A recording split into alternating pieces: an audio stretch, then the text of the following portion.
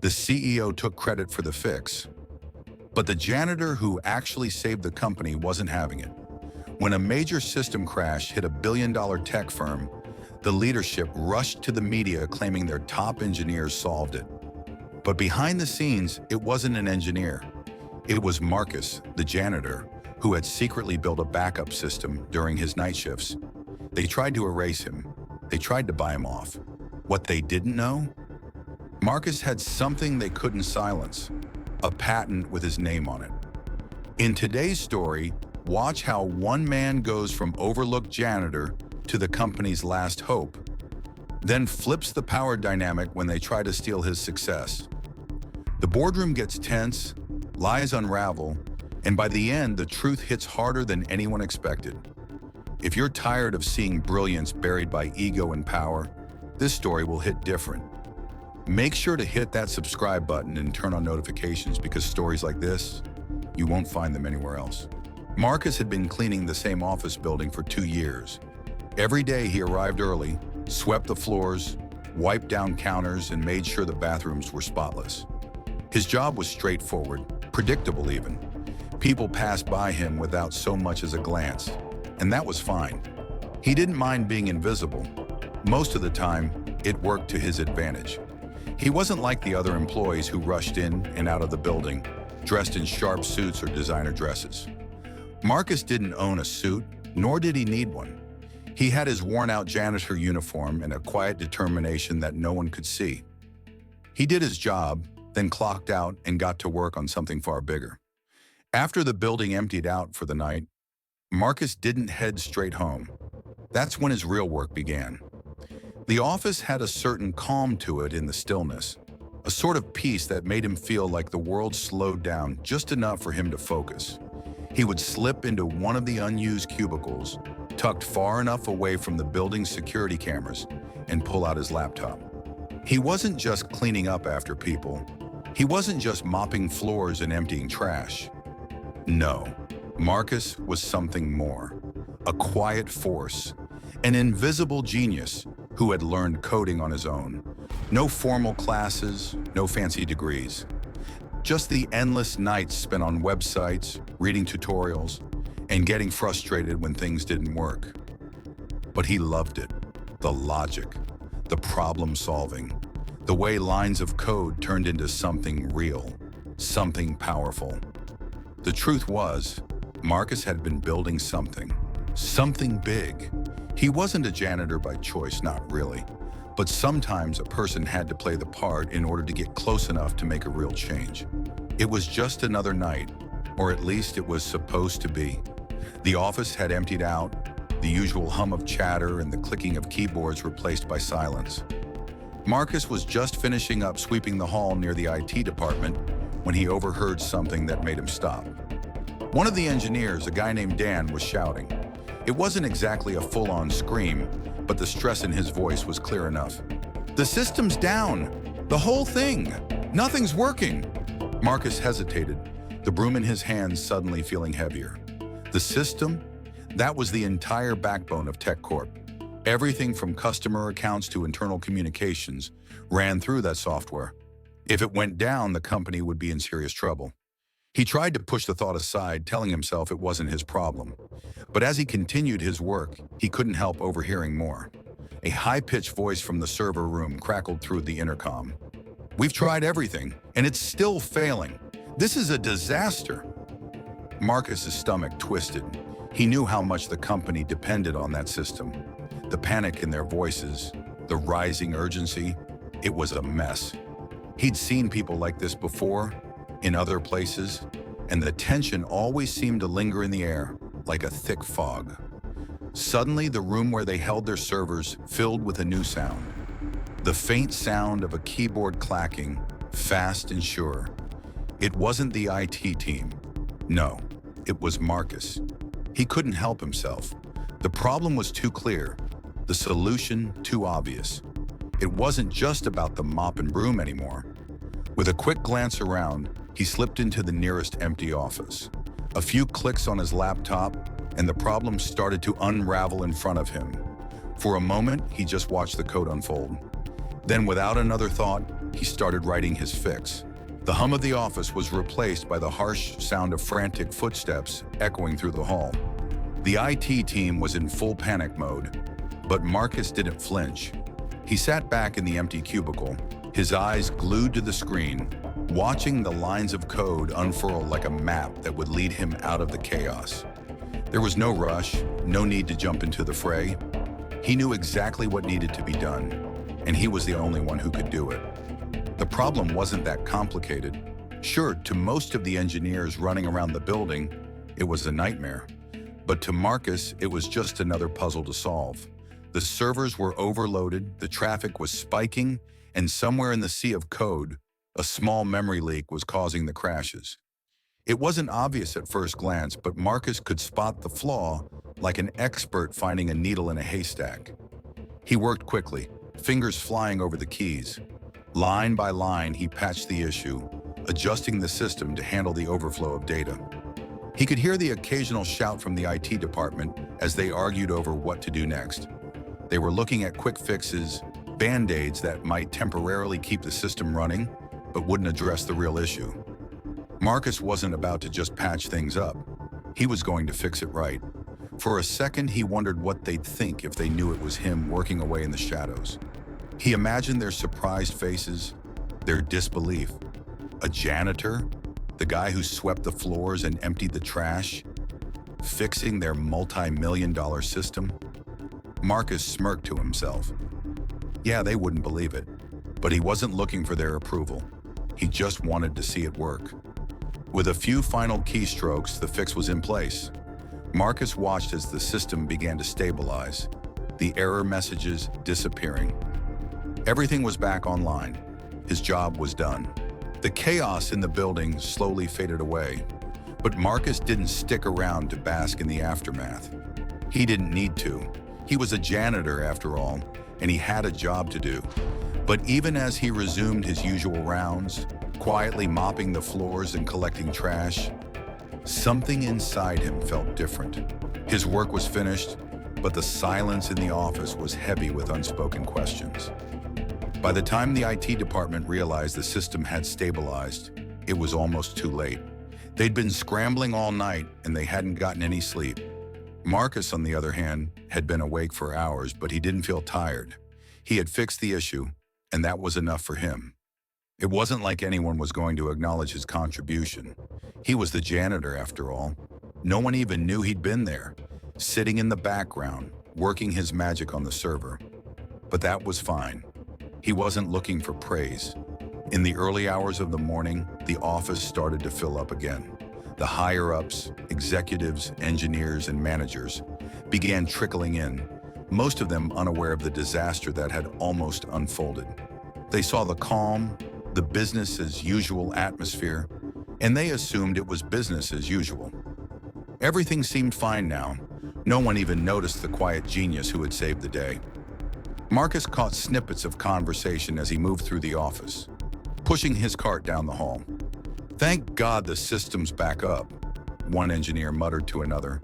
"I don't know how we would have handled a full outage like that." "What happened?" "I heard it just fixed itself," the other engineer replied. "Probably some miracle." They both laughed, completely unaware of the man who had made it happen. Marcus couldn't help but shake his head as he passed by. It wasn't the first time his work had gone unnoticed, and it probably wouldn't be the last. The following morning was filled with a strange sort of calm.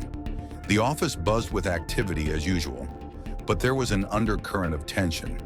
People walked around with an air of quiet relief, unaware of how close they had come to catastrophe the night before. No one knew how the system had been fixed, only that it was, and that was enough for most of them, but not for the higher-ups. Marcus had just finished wiping down a hallway near the break room when he overheard a conversation between Samantha, the head of IT, and one of the engineers, a young guy named David. They were standing near the elevator, speaking in hushed tones. Marcus couldn't help but pause, pretending to adjust his cart as he eavesdropped. "We need to find out who did this," Samantha was saying, her voice tight with urgency. "The system was down for hours. Someone had to fix it." David shook his head. I don't know, it was like magic. Everything was fine again this morning. 1 minute it's a mess and the next, nothing. It's like it never happened. Samantha sighed, frustration creeping into her voice. Well, it can't just fix itself, David. Someone must have done it. We need to know who, because if we don't, it looks like we dropped the ball. Marcus's heart skipped a beat. He knew where this was going. He knew exactly what would happen next. They wouldn't give him credit. They would never acknowledge the janitor who quietly solved their problem. Sure enough, Samantha straightened up, her expression hardening. You know what? Let's just say one of the engineers did it. Make sure no one asks questions. Marcus clenched his jaw. It wasn't the first time his work had been overlooked. In fact, it happened more often than not. But this time it hurt. This time it felt personal. He wasn't going to let them take credit for something he had done, something he had worked for. It was only a matter of time before someone noticed. Marcus knew that. People were too curious, too eager to take credit for something they didn't understand. He had been waiting for the moment when someone would try to steal his work, and sure enough, it came. 2 days later, after the system had been running smoothly, Marcus found himself standing outside the break room, listening in on a conversation he hadn't expected to hear. Samantha was there again, this time with the CEO, Greg Martin. We can't afford any more slip-ups like that, Samantha was saying, her voice low and urgent. But everything's fine now. Whoever fixed it did a great job, and we owe them a thank you. Greg nodded, but there was a hesitation in his eyes. I don't know. If we don't know who fixed it, how can we ensure it doesn't happen again? We should probably offer a reward, bring them in and make sure we don't lose them. Marcus couldn't help but overhear the conversation as he pretended to clean nearby. He'd heard enough. They weren't just trying to steal his credit. They were actively erasing him from the story, pretending as though they had no idea who had saved the company. At that moment, Marcus made up his mind. He wasn't going to let them get away with it. He walked straight toward the group, his heart pounding in his chest. Actually, he said, his voice calm but firm, I'm the one who fixed the system. The room fell silent. Samantha and Greg both stared at him, blinking in disbelief. What? Samantha asked, her tone skeptical. I did it, Marcus repeated, standing a little taller. I fixed the system, and I own the patent for the software that runs it. The room seemed to close in around them. For a moment, nobody spoke. It was as if the words hadn't sunk in yet. Then Greg broke the silence. You're the janitor. Marcus didn't flinch. I'm more than that, he replied. The silence that followed Marcus's revelation hung in the air like a dense fog. Samantha and Greg both looked at him, their expressions a mix of confusion, disbelief, and, if Marcus was being honest, a hint of embarrassment. It was as if they couldn't quite process what had just been said. The janitor, this quiet, unassuming man, had just claimed to be the one who saved their entire company from collapse. And worse, he was now asserting ownership of the very software that had done it. I don't think I heard you correctly, Greg said slowly, as though testing the waters. He leaned forward, peering at Marcus like he might be joking, but Marcus wasn't joking. I'm not playing around, Marcus replied, his voice steady. I wrote the code, I found the problem, fixed it, and I've been working on that software for months. You didn't even know it was me. Samantha blinked, her face reddening slightly. But you're the janitor. You clean the building. She trailed off, clearly fumbling for words. How could you? How could you have done this without anyone knowing? I do my job, Marcus said, his eyes never leaving hers. And I do it well. I'm not asking for a gold star or a parade, but I've earned that credit. And if you think you can just sweep me under the rug and pretend like you don't owe me, you're wrong. Greg rubbed his chin, looking uncertain. His earlier bravado was starting to crack. So, you're saying you own the patent for the code? Marcus nodded. I do. I filed it last month. Everything you're running, your entire infrastructure, that's mine. For a moment, the room was still. Then Samantha crossed her arms, her eyes narrowing. You really expect us to believe that? You're just a janitor. How could you have done this on your own? Marcus met her gaze without flinching. I did it because I'm more than just a janitor. I'm a programmer, and I'm not asking for your approval, but I am asking for what's mine. Marcus could feel the weight of the moment pressing down on him, as if the entire office was holding its breath, waiting for the next move. He'd expected some resistance, but the quiet tension in the air was palpable. Samantha's face had gone from red with frustration to pale, and Greg, who just moments ago had been so confident, looked increasingly unsure of himself. Samantha took a step forward, her voice now tinged with a mix of defensiveness and disbelief.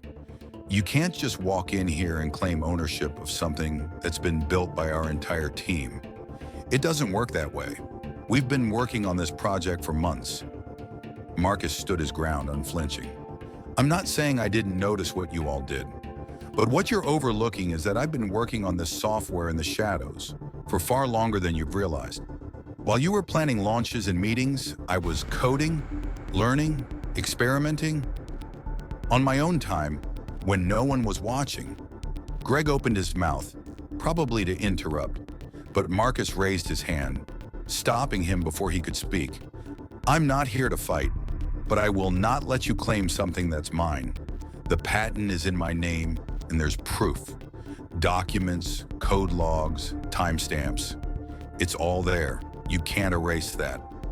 The silence stretched on for what felt like an eternity. Samantha opened her mouth several times, but no words came out. She was still processing.